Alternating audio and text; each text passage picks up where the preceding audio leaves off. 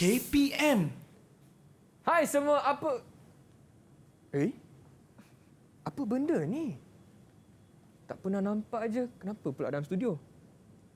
Ui! Dia boleh gerak lah. Chris buat apa tu? Hai cikgu. Chris buat apa tu? Entahlah cikgu, kenapa boleh bergerak pula cikgu ni? Sebenarnya Chris, objek Ya. ni ada motor. Sebab tu boleh bergerak. Okey, faham Okey, cikgu. Cikgu nak tunjuk lagi satu lah Chris. Ya. Apa ni cikgu? Bateri? Cikgu, bateri. Ya. Wow, magic. magic? Cikgu dia gerak cikgu. Nampak boleh bergerak kan? Ya. Macam mana cikgu dia boleh bergerak macam ni? Inilah tajuk yang kita nak belajar hari ni, Chris. Faham. Jadi murid-murid di rumah kalau nak tahu dengan lebih lanjut jangan ke mana-mana, kita saksikan terlebih dahulu profil guru untuk hari ini.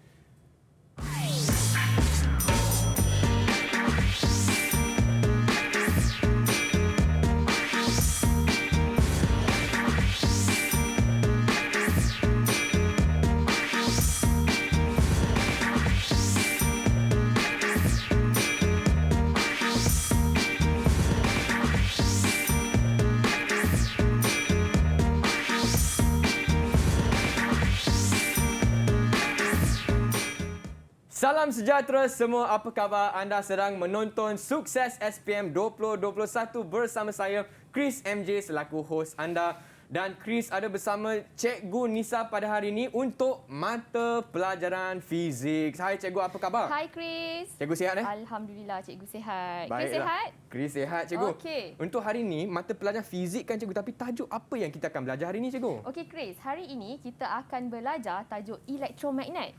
Elektromagnet itu yang Chris nampak tadi ada bergerak-bergerak tadi. Faham, cikgu? Macam mana boleh bergerak? Apa benda yang kita panggil tu? Okey, Itu yang elektromagnet kita ya nak belajar cikgu. hari ini. Tapi sebelum kita teruskan sesi pada hari ini, apa kata kita amalkan SOP terlebih dahulu, boleh tak cikgu? Boleh. Okey, Chris nak ajak cikgu untuk pakai dulu gel pembasmi kuman. So selamat ya cikgu. Dan sepanjang rancangan pada hari ini, Cikgu Nisa dengan Chris akan tetap pakai pelitup muka. Baiklah, dan juga hari ini cikgu, bukan kita berdua saja tau. Chris juga ada rakan-rakan yang sedang menonton di rumah dan juga di Google Meet. So jom kita perkenalkan mereka. Hai semua. Hai. Itu dia muka-muka ceria dan semangat untuk belajar mata pelajaran fizik hari ini. Baiklah, Abang Chris nak berkenalan dengan anda semua. Apa kata kita perkenalkan nama, sekolah dan juga cita-cita anda, boleh tak? Kita mula dengan Adam. Hai Adam, apa khabar? Hai Abang Chris, khabar baik. Salam sejahtera, nama saya Adam bin Razali. Saya daripada Sekolah Menengah Islam Al-Amin Gombak dan saya bercita-cita untuk menjadi seorang pakar IT. Pakar IT. Terima kasih Adam. Headset abang, headset Adam hebatlah, macam Iron Man je. Okey. Seterusnya, Abang Chris juga nak berkenalan dengan Batrisha. Hai Batrisha, apa khabar? Hai. Hai. Salam sejahtera.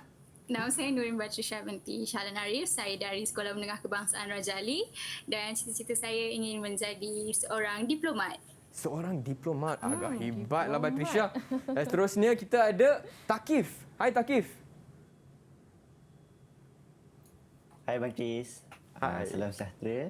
Nama saya Muhammad Amir Sakif bin Muhammad Daud.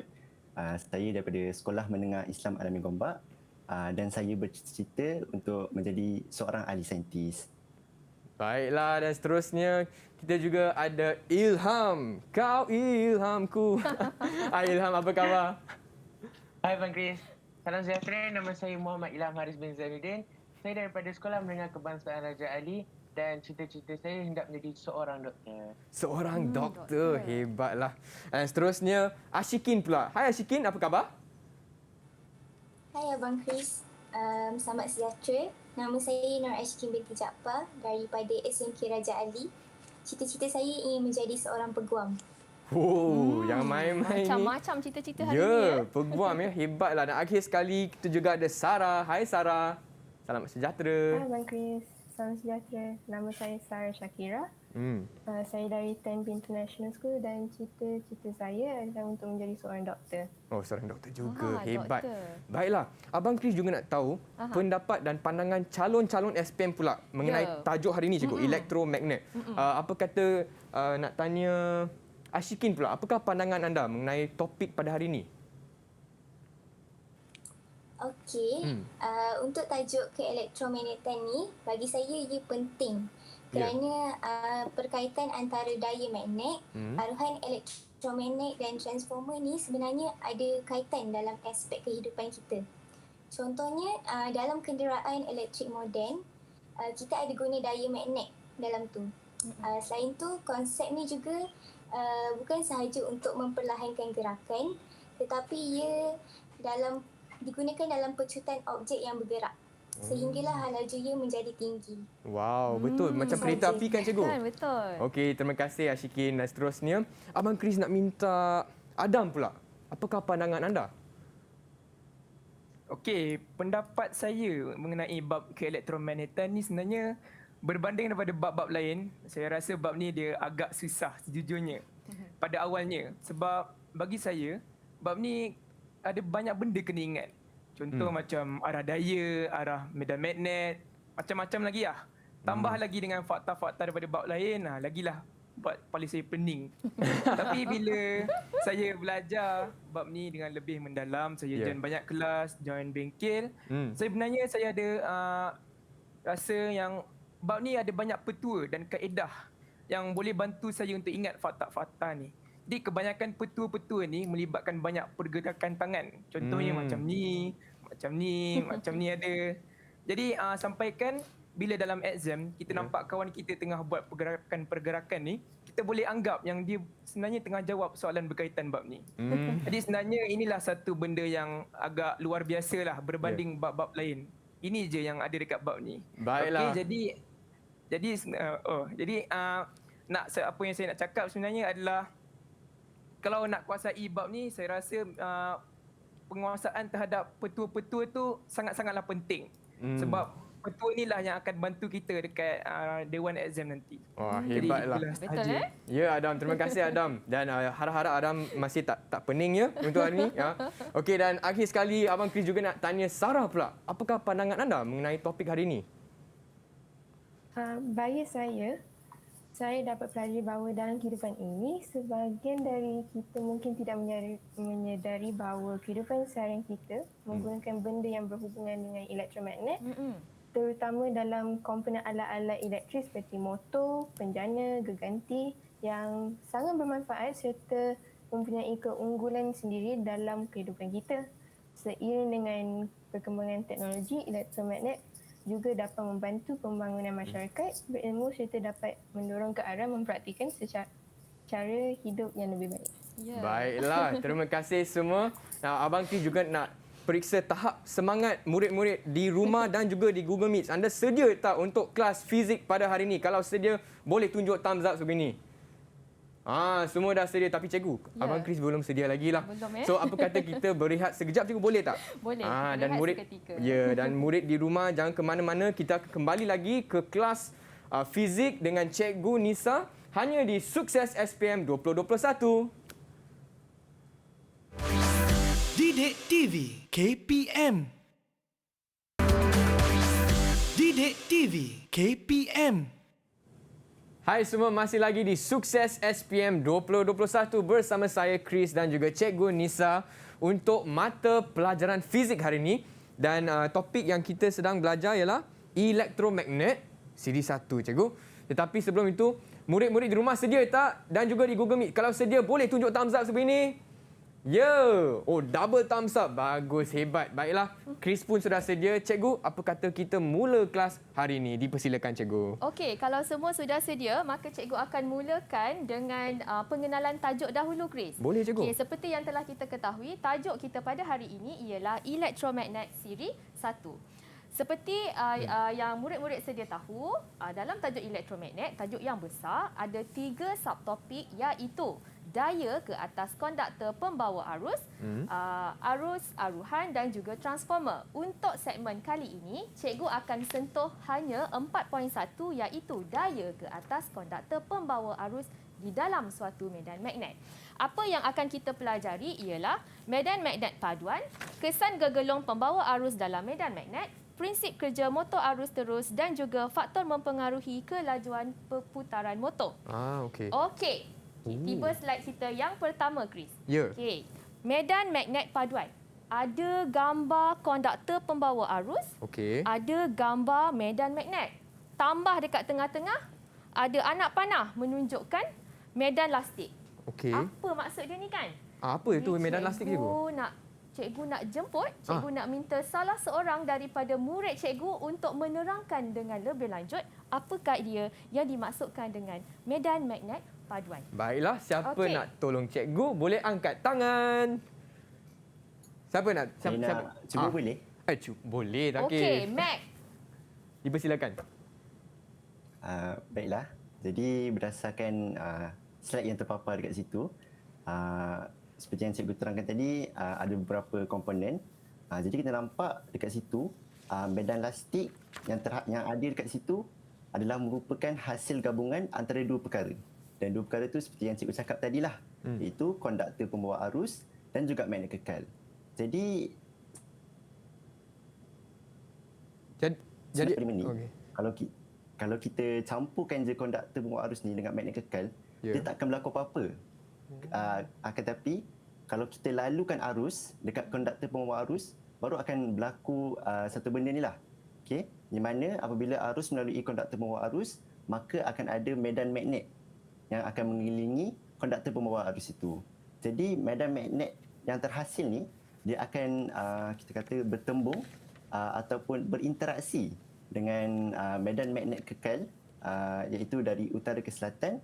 Dan kemudian medan magnet yang bertembung ni atau berinteraksi ni, itulah yang kita panggil sebagai medan magnet paduan ataupun medan lastik. Wow, terima kasih Daki. Yang saya faham. Cikgu rasa penjelasan yang boleh difahami kan? Ya. Jadi cikgu akan buat kesimpulan tentang apa yang telah Matt terangkan tadi. Terima kasih Matt. Cikgu rasa memang dah jelas dan nyata apa yang telah Matt terangkan tadi. Jadi cikgu akan buat kesimpulan apa yang Matt maksudkan tadi adalah interaksi yang terhasil di antara medan magnet paduan. Medan magnet paduan adalah interaksi yang terhasil di antara medan magnet di dalam konduktor pembawa arus. Maksudnya dalam dawai, dawai jika dialirkan dengan arus, maka ada terbentuk satu medan magnet. Medan magnet juga ada pada magnet kekal. Jadi interaksi jika konduktor pembawa arus ini dibawa bersama-sama dengan magnet kekal, maka akan terhasillah satu medan yang dinamakan medan lastik. Medan lastik ini menghasilkan daya. Daya ini boleh ke atas, boleh ke bawah, boleh ke kiri, boleh ke kanan, Chris. Oh, okey, faham. Jadi untuk menentukan pula arah daya, kita ada satu petua. Tadi kalau tak silap cikgu Adam tadi ada cakap dalam tajuk ni ada begitu banyak petua. Jadi kita akan tengok petua yang pertama, iaitu petua tangan kiri Fleming. Simbol fizik. Jadi cikgu nak jemput salah seorang daripada murid cikgu untuk menerangkan bagaimana untuk menggunakan petua ini. Okey, siapa nak cuba? Siapa nak cuba? Saya cikgu. Okey, Ilham. Sila Ilham. Jadi untuk petua tangan kiri Fleming ni dah semestinya kita akan guna tangan kiri, betul? Tak mungkin kita guna tangan kanan. Jadi kedudukan tangan kita ataupun jari kita sudah semestinya akan begini. Nampak kan? Macam ni. Jadi apa kegunaan ibu jari ni? Jadi ibu jari ni kegunaan dia adalah untuk menunjukkan arah daya, sama ada daya ini ke atas ataupun daya ini ke bawah. Okey. And then seterusnya jari telunjuk pula ianya akan menunjukkan arah medan magnet yang seperti mana kita tahu arah medan magnet adalah daripada utara dan selatan. Jadi mungkin ada yang confuse, mana utara mana selatan? Jadi di belakang ini adalah utara dan di hadapan jari telunjuk ini adalah selatan. Okey, faham. Dan manakala untuk jari tengah ni pula, ianya menunjukkan arah arus elektrik. Okey. Jadi sama ada arah arus elektrik ini ke kanan ataupun ke kiri ataupun ke bawah. Okey. Okey. Boleh Chris? Boleh cikgu. Jadi masa SPM nanti pun nanti kalau nampak masa SPM pusing-pusing tangan, ni mesti tengah buat tajuk elektromagnet ni. Okey, cikgu nak bagi sedikit kesimpulan daripada apa yang telah Ilham terangkan tadi. Cikgu rasa penjelasan daripada Ilham tadi sudah cukup untuk memberi panduan kepada murid-murid di rumah untuk memahami bagaimana untuk menggunakan petua tangan kiri Fleming. Cikgu cuma nak tambahkan sedikit sahaja di sini. Okey, daya simbolnya adalah F. Okey. Medan magnet B. Arus adalah I, simbol. Okey, kalau tengok dekat sini, FBI.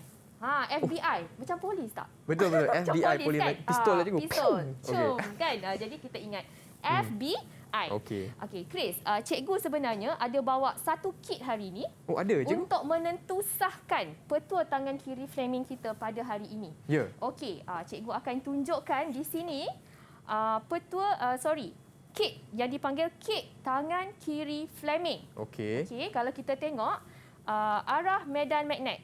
Arah medan magnet adalah daripada utara ke selatan. Okey, kita kan ada tadi tangan kiri Fleming. Pertama sekali, paling mudah untuk kita gunakan dahulu jari telunjuk. Okey. Jari telunjuk kita akan menghala dari utara ke selatan. Okey. Arus daripada positif ke negatif. Jadi begini rupa bentuk tangan kita. Ya. Sekarang kita nak tentusahkan betul ke tak betul. Okey, cikgu akan tekankan Swiss. Cikgu, kalau kita ikut petua tangan kiri sekarang, tangan kiri Fleming, daya sepatutnya ke arah keluar. Betul. Betul Okey. Jadi lagi satu cikgu terlupa nak bagi pesanan. Pastikan kedudukan jari ini berserenjang di antara satu sama lain. Macam jari Chris tu betul, berserenjang. Okey. Faham. So jadi cikgu akan tekan Swiss untuk menentusahkan daya patutnya ke sana. Okey. Betul lah cikgu. Kan?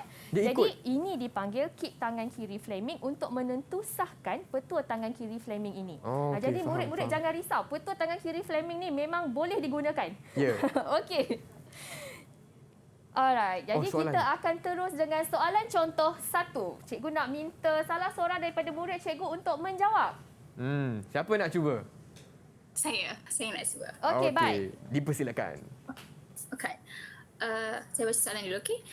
Arah pergerakan konduktor pembawa arus dalam suatu medan magnet dapat ditentukan dengan C.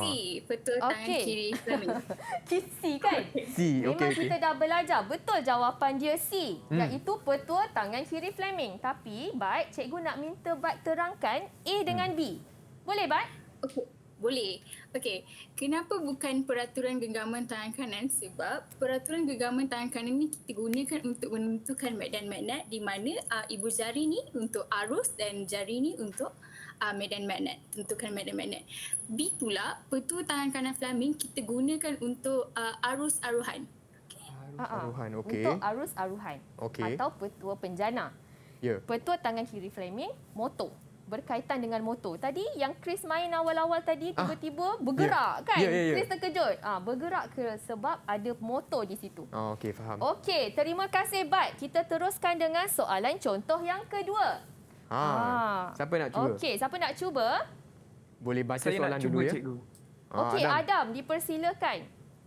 Okey, saya baca dulu soalan. Rajah manakah menunjukkan kombinasi yang betul bagi daya-daya apabila medan magnet yang disebabkan oleh arus dalam gegelung bergabung dengan medan magnet luar? Jadi, saya jawab A. Kenapa A? Jadi, pertama sekali apa yang saya buat, saya keluarkan dulu gambar rajah yang saya pasti salah. Okey, seperti yang saya tahu, arah pergerakan medan magnet adalah daripada kutub utara ke kutub selatan. Jadi bila saya tengok jawapan B, dia menunjukkan daripada selatan ke utara. Jadi saya dapat pastikan yang gambar rajah itu salah. Jadi saya pangkat dan letak. Salah. Okey, seterusnya? Seterusnya, nak tentukan mana satu yang betul, kita tengok satu persatu. Kita tengok A. Okey, A ni konduktor yang belah kiri tu menunjukkan simbol... Simbol titik ni. Ni simbol titik. Mungkin tak nampak kan? Simbol titik dan ini adalah simbol pangkah. Okey. Untuk simbol titik, seperti yang kita tahu, kalau simbol titik menunjukkan arus bergerak menjauhi kita, iaitu ke depan. Jadi kita guna petua kiri Fleming yang telah disebut oleh saudari Ilham tadi, kita tujukan jari tengah kita ini ke depan. Macam ni. Okey, kemudian ke arah kita sebab arus tu datang ke kita, so dia menunjukkan jari tengah kita ni ke kita. Kemudian arah medan magnet daripada utara ke selatan, iaitu kita hadapkan ke kanan. Jadi kita tengok ibu jari kita ni menghadap ke atas. Jadi samalah dengan gambar rajah, daya bertindak ke atas. Jadi A ni mungkin betul. Kita tengok pula C. Okey. Kenapa Okay, kita tengok simbol dia adalah simbol apa cikgu? Simbol X. untuk X dengan bintik kan? Simbol X. Jadi kalau kita tahu simbol X menunjukkan arus bergerak menjauhi kita ke depan. Dia masuk. Ya. Jadi kita tunjukkan jari tengah kita ni ke depan. Macam ni. Dan arah medan magnet sama. Jadi kita tunjuk arah jari tunjuk kita ke kanan. Jadi kita tengok arah daya ini bertindak ke bawah. Dekat gambar rajah tu dia menunjukkan daya bertindak ke atas. Oh, salah lah tu. Okey. Salah. Okey. C pun Dan salah. terus sekali C salah dan D ni saya lihat. Okey. Konduktor yang belah kiri tu simbol apa cikgu? Kalau konduktor sebelah kiri, pangkah. Simbol X. Oh, pangkah. Okey. Jadi saya guna petua sama. Saya tunjukkan arus bergerak menjauhi kita. Ya. Sebab X tu menjauhi kita, tunjuk ke depan. Arah medan magnet ni pula daripada kanan ke kiri sebab utara ke selatan. Jadi kita serongkan macam ni, dia berbelit sikit. Jadi kita tengok daya patutnya bertindak ke atas. Betul. Tapi dia menunjukkan daya bertindak ke bawah. D salah lah tu. Jadi kan? B salah, C salah, D salah. Jawapan dia mesti A. Ya, jom hebat kita lah, Adam. semak. Ya. Mestilah betul. Betul. Kan? Betul. Ini murid Cikgu Nisa, mestilah dijawab betul kan? Betul. Okey, bagus Adam. Cikgu rasa penjelasan yang bagus dekat situ. Cuma dekat sini cikgu nak tambah sikitlah di antara titik dan juga X. Mungkin cikgu boleh bagi sedikit tips kan? Okey, sebenarnya apa yang tadi Adam terangkan adalah tentang titik dan juga pangkah. Sebenarnya macam ni kita nak tengok kan? Ya, cikgu. Titik, umpama kita kena tengok. Kalau kita gunakan petua tangan kiri Fleming, Ya. okey, Chris nampak apa? Nampak macam titik tak dekat Betul. kita tumpukan dekat jari Dekat jari jari Betul tengah cikgu, dia kita. nampak macam titik Kita nampak lah. macam titik kan? Ya. Jadi titik tu dia menuju ke arah kita. Okey? Okey, faham. Kalau X pula kita Ya. tengok macam ni. Kita nampak umpama X. Faham. So macam ni kita Jadi boleh cara ingat lah. Kita, cara untuk kita ingat bagaimana titik dan juga X tu. Okey. Okey, seterusnya soalan contoh yang ketiga. Yang ini murid cikgu telah terangkan tadi tentang medan lastik. Betul. Kan? Satu Betul. markah untuk soalan ini. Soalan aras rendah untuk mengingat. Okay, mengingat definisi, mengingat sesuatu konsep. Jadi dekat sini satu markah untuk medan lastik. Ya. Okey, cikgu tak sentuh lagi sebab tadi murid cikgu telah perjelaskan dengan nyata tadi kan di awal-awal betul, cikgu. siri ini. Ya. Okey, seterusnya rajah 1 menunjukkan satu gegelong pembawa arus diletakkan dua magnet. Apakah petua ni? Cikgu nak tanya Chris lah. Ya. Chris, boleh Okey. ke Chris? Apakah Petua apa? petua untuk menentukan arah? Senang cikgu. Petua tangan kiri Fleming. Ya, betul Betul, tak betul? Mestilah betul. Okey. Betul tak? Betul kan? Belajar dengan Cikgu Nisa, Betul tangan mesti betul. kiri Fleming. Belajar dengan Cikgu Nisa mesti betul. Mesti betul. Okey, faham? Okey, seterusnya pada rajah 1 lukis corak medan lastik yang terbentuk. Okey, baiklah. Cikgu, apa Ya. kata kita berehat seketika, kita bagi peluang untuk murid-murid di rumah dan juga di Google Meet untuk cuba jawab soalan ni. Boleh tak cikgu? Boleh. Ya, dan murid-murid di rumah jangan ke mana-mana, kita cuba jawab soalan contoh 3C dan kita akan kembali lagi di Sukses SPM 2021. Okey. Didik TV KPM. Didik TV KPM. Hai semua, anda sedang menonton Sukses SPM 2021 bersama saya Chris dan juga Cikgu Nisa. Dan hari ini kita belajar mata pelajaran fizik dengan topik elektromagnet siri pertama. Siri 1 ya Cikgu? Ya, betul. Dan kita pun sebelum melihat dah bagi masa untuk murid-murid di Google Meet dan juga di rumah untuk cuba pula jawab soalan contoh 3C. Betul tak Cikgu? Betul. Okey, so Abang Chris nak tanya. Cikgu nak minta murid-murid cikgu angkat jawapan masing-masing. Semua dah cuba jawab kan? Okey, pada tunjuk. skrin. Ni saya punya jawapan, saya punya cuba Tunjukkan. lagi. Saya tak buat kerja rumah cikgu ni. Sorry cikgu. Chris tak buat kerja rumah ni, nak kena cubit ni. Okey, saya ikut. Okey. Okey. Betul tak? Okey, jom kita semak jawapan. Boleh, cikgu. Kita semak jawapan. Sarah tak nampak lah. Sarah you punya jawapan. Sarah punya tak nampak. Okey, betul. Ada betul, Bat betul, Okey, Ilham pun betul. Ya. Bawah tu siapa? Ilham, Sarah dan Sarah. Okey, Sarah punya betul dan Ash. Tahniah. Yeay. Yeay. Okey. Tahniah semua, kita teruskan kepada tajuk kita yang seterusnya iaitu kesan gegelung pembawa arus dalam medan magnet. Okey, kalau tadi kita cakap satu konduktor lurus. Betul. Sekarang kalau konduktor itu kita bentukkan menjadi gegelung, bentuk segi empat. Apa yang berlaku? Kan? Ya, apa yang berlaku, lepas cikgu? tu cikgu letak dekat sini ada interaksi antara medan magnet, ada medan lastik dan tangan kiri Fleming. Last kali ada kesan putaran. Apa ni kan?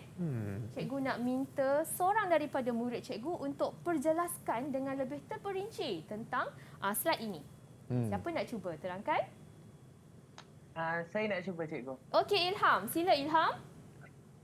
Jadi seperti mana yang slide yang cikgu tunjukkan ni, so interaksi antara medan magnet ni adalah yang seperti mana saudari Takif kita terangkan tadi, iaitu konduktor pembawa arus yang diletakkan bersama dengan magnet kekal. Dan ianya akan menghasilkan satu medan yang dikenali sebagai medan lastik. Dan cara untuk kita menentukan arah daya adalah dengan petua tangan kiri Fleming yang saya tunjukkan tadi tu, yang ni. Betul. And then daripada petua tangan kiri Fleming ni juga kita dapat mengetahui kesan putaran sama ada ia melawan arah jam ataupun mengikut arah jam.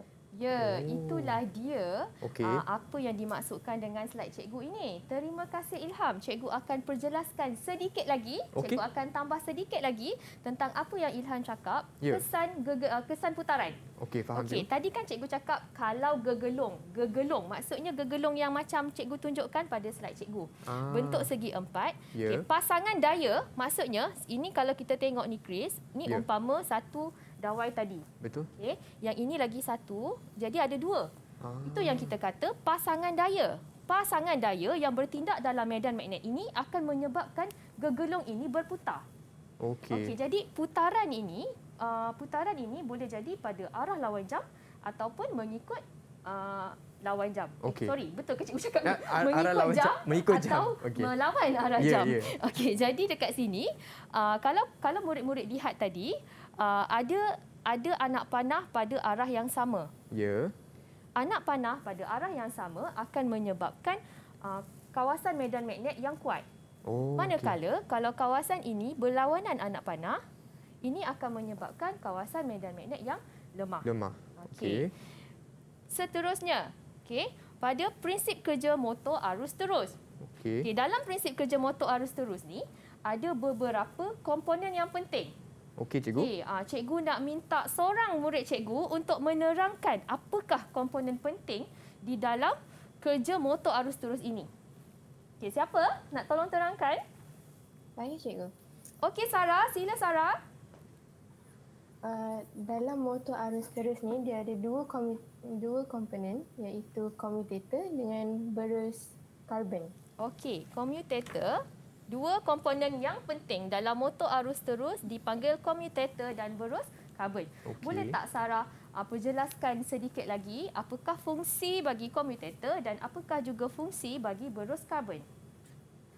Commutator menyongsongkan arah arus setiap kali setengah putaran dan ia berputar bersama gegelung. Berus karbon pula dia memastikan sentuhan elektrik ke commutator supaya arus tu boleh mengalir. Okey, betul. Kalau Chris tengok pada rajah kan, berus karbon ni duduk tengah-tengah umpama macam penyambung di antara konduktor sebelah sini dengan commutator untuk memastikan sentuhan elektrik. Jadi arus elektrik dapat dialirkan. Okey, faham cikgu. Okey, faham Sebenarnya kan Chris, cikgu ada bawa satu contoh motor. Okey. Macam tadi lah cikgu. Motor. Okey, satu contoh motor cikgu nak tunjukkan dekat sini. Okey. Kalau cikgu hidupkan Swiss. Kalau cikgu hidupkan Swiss, motor ini akan berputar.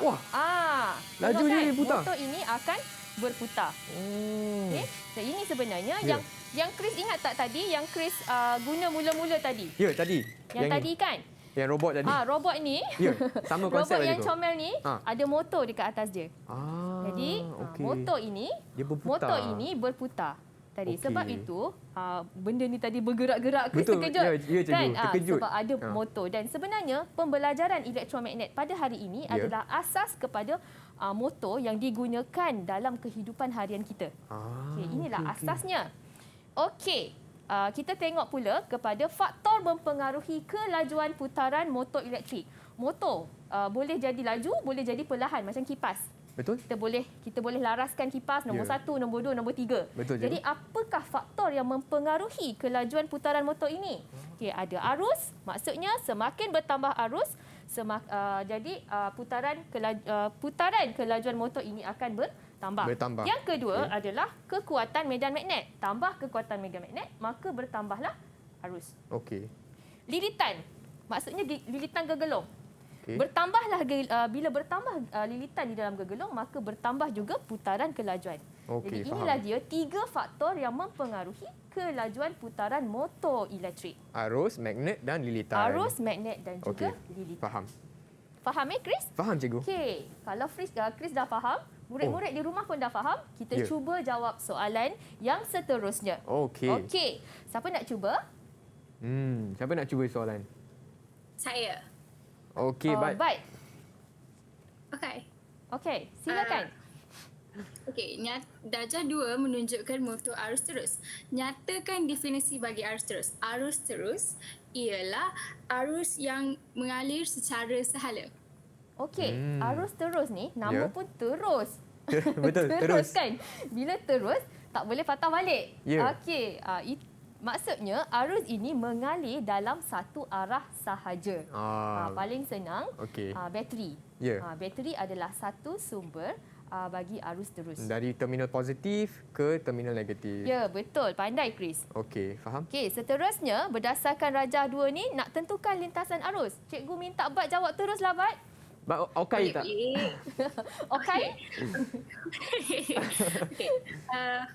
Okey, arus mengalir daripada R, S ke T dan U. Macam mana saya tahu? Saya lihat kepada terminal positif dan negatif. Jadi terminal positif berada di belah R dan jadi dia bermulalah dari R ke S ke T ke U.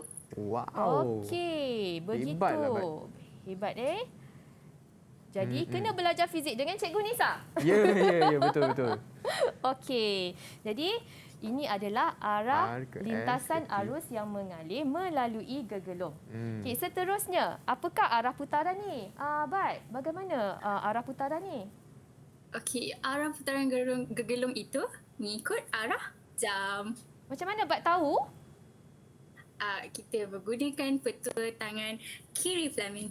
Okey, betul. Menggunakan petua tangan kiri Fleming tadi. Okey, jadi pada rajah ini jawapannya adalah gegelung ini akan mengikut arah jam. Okey, jadi Bat dah dapat tadi berapa markah? 3 markah Bat dah dapat. Tahniah Bat. Okey. Soalan seterusnya. Kesian Bat dah jawab, bagi orang lain pula jawab. Siapa nak tolong Bat? Ini 3 markah ni tau. Ni 3 markah. Siapa nak jawab 3 markah? Saya nak jawab cikgu. Okey, Mat. Sila Mat. Okey. Jadi soalan dia, terangkan prinsip kerja motor arus terus itu. Jadi sebelum saya bagi jawapan, saya nak cubalah uji pemahaman saya berdasarkan apa mungkin yang cikgu terangkan ataupun apa yang Bat dah terangkan tadi dengan soalan tadi.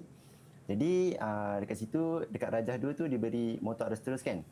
Betul. Jadi apa yang saya faham, soalan ni dia nak prinsip kerja ataupun macam mana dia boleh beroperasi.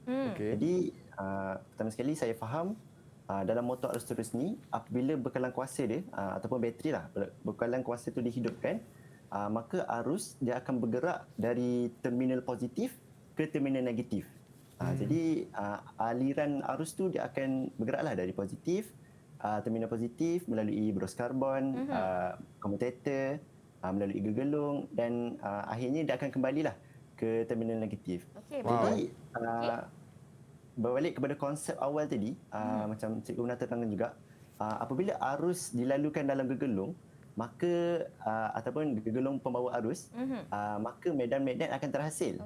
Jadi medan magnet yang terhasil tu dia akan berinteraksi pula dengan medan magnet kekal yang ada kat situ dari utara ke selatan.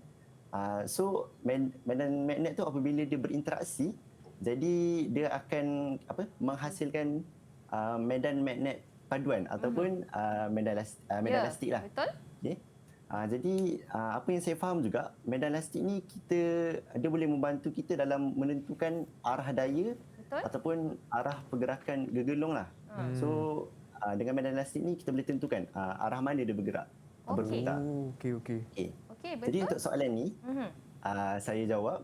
Pertama sekali saya mention lah bahawa interaksi antara medan magnet, konduktor ataupun gegelung pembawa arus Okey, pertama. dengan magnet kekal Ya. akan menghasilkan medan elastik. Okey. Kemudian Lagi satu. dengan bantuan medan elastik ni saya akan tentukan saya dapat yang bahawa sepasang daya yang sama magnitud akan bertindak pada sisi gegelung. Sisi Okey. gegelung tu RS TU. Itulah sisi gegelung. So Okey. bila ada daya bertindak dan daya tu bertindak secara bertentangan. Jadi bila dia bertentangan, satu ke atas, satu ke bawah, maka dia akan pusing. Itu dia, Mat. 3 markah. Bagus, 3 Ting, ting, ting. markah. Markah penuh cikgu berikan. Jadi di sini murid-murid di rumah boleh merujuk kepada jawapan pada slide cikgu yang telah cikgu ringkaskan daripada penjelasan dari Matt tadi. Terima kasih Matt atas penjelasan itu tadi. Baiklah cikgu, jom kita ke soalan seterusnya. Okey. Tak sabar cikgu. Semangat kan? Ya. Kita pergi kepada Wow. soalan contoh kelima. Sebenarnya cikgu nak cakap sikitlah kan Mencabar tentang sikit. format peperiksaan. Ya. Ini soalan contoh di dalam kertas 2 bahagian A. Oh, okey. Soalan yang panjang. Okey. Ya. Ada pengubahsuaian. Okey. Dipanggil soalan pengubahsuaian lah dekat sini. Jadi cikgu nak minta siapa ya untuk jawab? Siapa nak cuba? Siapa Raja. nak cuba? Nak jawab lagi boleh ke? Bat, Bat okey. nak jawab lagi, Okey, boleh. Bat. Sila Bat. Okay. Razah 3 menunjukkan 3 reka bentuk motor elektrik X, Y dan Z yang digunakan untuk membina sebuah kipas murah alih yang kecil. Ya. Okey. Seterusnya, apa soalan dia? Berdasarkan rajah 3, nyatakan ciri-ciri bagi sebuah motor elektrik yang boleh memusingkan bilah kipas dengan lebih laju. Beri sebab untuk kesesuaian ciri-ciri itu. Okey. So tadi kita dah belajar pasal faktor-faktor yang mempengaruhi kelajuan motor. Betul. Jadi bilangan lilitan gegelung saya akan gunakan yang banyak kerana kerana ia akan menambahkan pengaliran arus dalam litar. Okey, Betul betul. ke? Uish. Betul. Bila Hebat. banyak lilitan gegelung, maka lebih banyak arus yang mengalir dalam litar. Baiklah. Okey. Bat jawab teruslah, Okey. Bat. Okey, seterusnya bilangan bateri saya akan gunakan bilangan bateri yang banyak supaya lebih banyak daya dapat dikekalkan. Apabila beza keupayaan meningkat, maka daya pun meningkat. Yes. Oh, okey. Pandai kan? Pandai. Okey, murid-murid di rumah, saya cikgu rasa- harap murid-murid di rumah boleh dapat belajar daripada murid-murid pada hari ini kan. Sebenarnya untuk tajuk elektromagnet ini memang murid-murid kena tahu bagaimana untuk menjelaskan setiap konsep dengan terperinci. Jadi untuk menguasai tajuk elektromagnet ini, murid-murid memang terpaksalah sebenarnya. Terpaksa cuba untuk faham dan jelaskan sendiri. Barulah dia melekat di hati dan jiwa Betul. gitu. Baru dapat markah kan cikgu? Ya, betul. Okey, seterusnya adalah tentang bentuk magnet kekal. Ya. Bentuk magnet kekal. Siapa nak jawab? Saya rasa saya nak bagi Ash lah jawab. Boleh Okey. tolong? Pass baton kepada Ash. Okey, pass baton. Tag team. Okey, saya nak pilih bentuk semi bulatan. Okey. Sebabnya semua garisan magnet ni akan tertumpu pada satu arah. Jadi dekat bahagian sebab tu saya akan tulis mempunyai medan magnet yang lebih kuat. Okey, mempunyai medan magnet yang lebih kuat sebab bila semi bulatan ni Chris, dia punya medan magnet ini berfokus. Kalau macam ni dia macam berterabur tau keluar. Okey, dia macam faham. terserak keluar kan. Kalau yang ini dia berfokus. Sebab itu bila jawapannya ialah semi bulatan dan membentuk medan magnet yang lebih kuat. Okey, Ash, bagus. Jadi Ash, daripada semua yang telah dinyatakan tadi, apakah reka bentuk motor yang paling sesuai? Adakah X, Y atau Z? Kalau ikut pilihan Bat dan pilihan saya tadi, saya rasa yang paling sesuai ialah motor elektrik X. Okey, sebab tengok kan bilangan yang ini bentuk magnet kan C. Ya. Yang lain tu tak ada bentuk C. Jadi dekat sini terus motor X. elektrik X. Okey. Okey, bagus. Bagus. Kita akan teruskan dengan Ya. soalan contoh yang ke-6. Okey. Siapa nak cuba? Okey. Ada cikgu. Okey, Sarah. Sila Sarah. Raja 4 menunjukkan suatu konduktor lurus diletakkan dalam medan magnet. Okey. Kedua-dua spring lembut memanjang apabila switch dipasang. Perubahan manakah yang akan mengurangkan pemanjangan spring itu? Okey. Bagi saya akan pilih D. Okey, Sarah nak pilih D. Boleh tak Sarah tolong jelaskan kenapa Sarah nak pilih D ni, Sarah? Sarah pilih D sebab kalau magnet ada jarak, lagi bertambah medan magnet dia. Kalau kita tambah jarak dia, Ya. maksudnya medan magnet dia akan semakin Bertambah. Berkurang. berkurang kan? Okey. Jadi kita tengok. Alright, betul. Yeay. Betul pilihan Sarah tu tadi. Menambahkan jarak antara medan magnet. Medan magnet itu kita jarakkan. Jadi kuasa, kita kata kuasa lah kita cakap kan. Dia punya medan magnet tu berkurang. Kekuatan medan magnet itu berkurang. Faham, cikgu? Itu maksud Sarah tadi. Baiklah, terima kasih Sarah. Dan cikgu, apa kata kita rehat seketika cikgu sebelum kita teruskan ke soalan seterusnya. Boleh tak cikgu? Boleh. Ya, okey. So jadi murid-murid di rumah jangan ke mana-mana. Kita akan kembali lagi ke Sukses SPM 2021 bersama Cikgu Nisa untuk mata pelajaran fizik. Didik TV KPM. Didik TV KPM. Hai semua, masih lagi di Sukses SPM 2021 bersama saya Chris dan juga Cikgu Nisa untuk mata pelajaran fizik dengan topik elektromagnet siri 1. Baiklah Cikgu, apa kata kita teruskan untuk soalan contoh 7 pula? Okey, kita akan teruskan dengan soalan contoh yang ke-7. Cikgu nak minta, cikgu terus minta Ash lah Ash. buat soalan ni. Boleh Ash? Boleh. Okey. Okey. Soalan 7. Raja 5 menunjukkan satu wayar QR digantung bebas antara dua magnet kuat. Sudut pesongan bertambah dengan... Okey, sudut pesongan bertambah dengan... Mana satu menjadi pilihan? Okey, saya nak pilih A, menambah arus. Okey, Ash nak pilih A. Kenapa tu Ash nak pilih A? Ash? Oh, dia. Okey.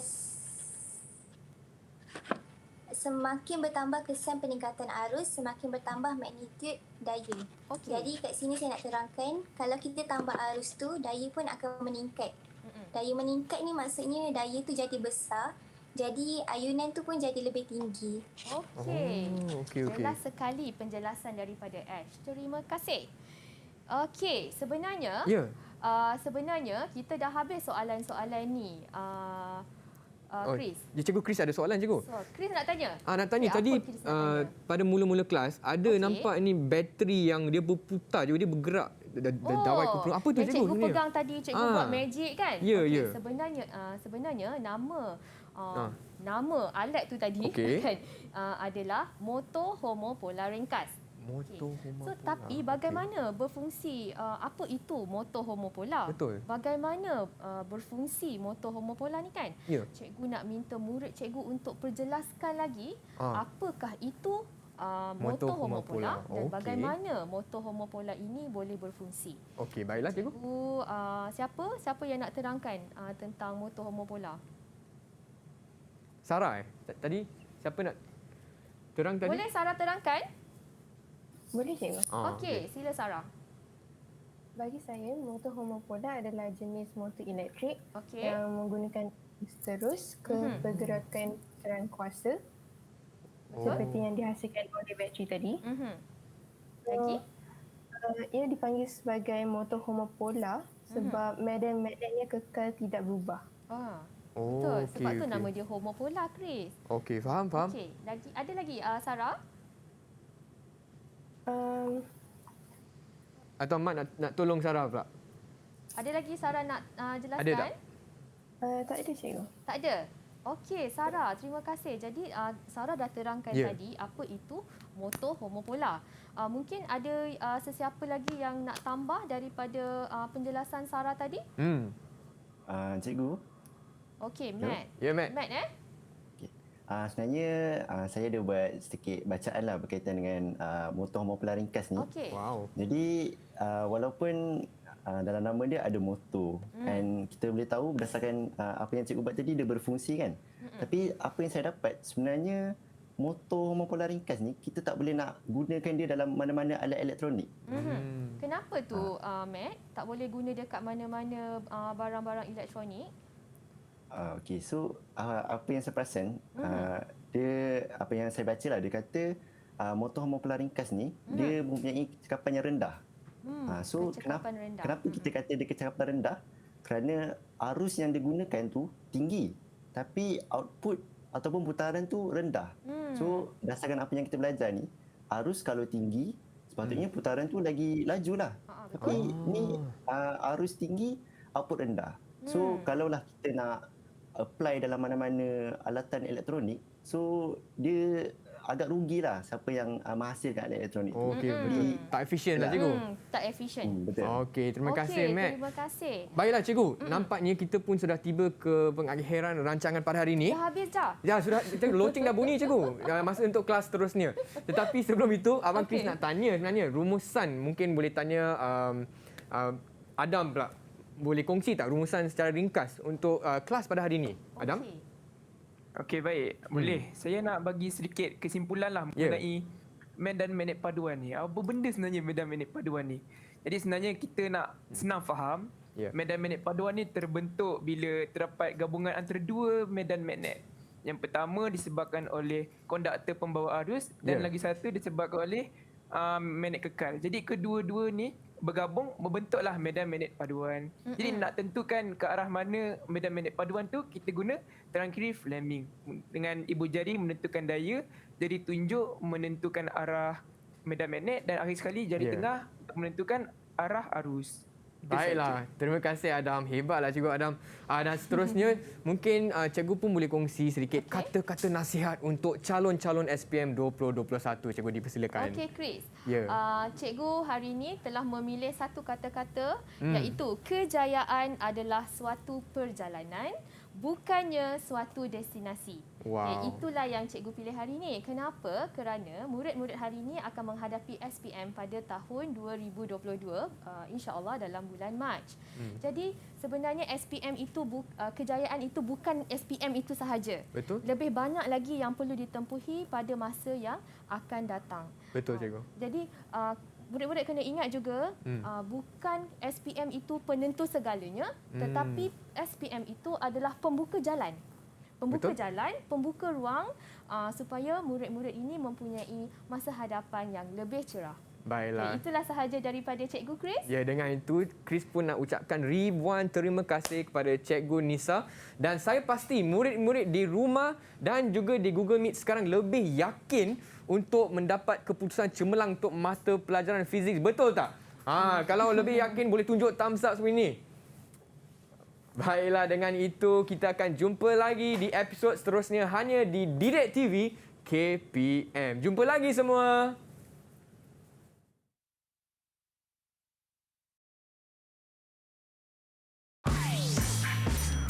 Didik TV KPM